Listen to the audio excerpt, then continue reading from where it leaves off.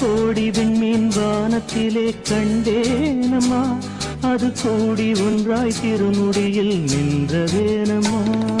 சத்தியத்தின் பேரொளியாம் தேவ அன்னை, சத்தியத்தின் பேரொளியாம் தேவ அன்னை, அந்த உத்தமியின் ஒளிக்கு விண்மீன் உறவு கொண்டதே.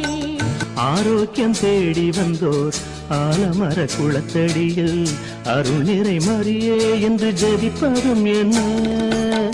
கருணை திருவுருவாம் கன்னிமரியாள் தந்த காட்சிக்கு மாதா குலம் சாட்சியாகுமே.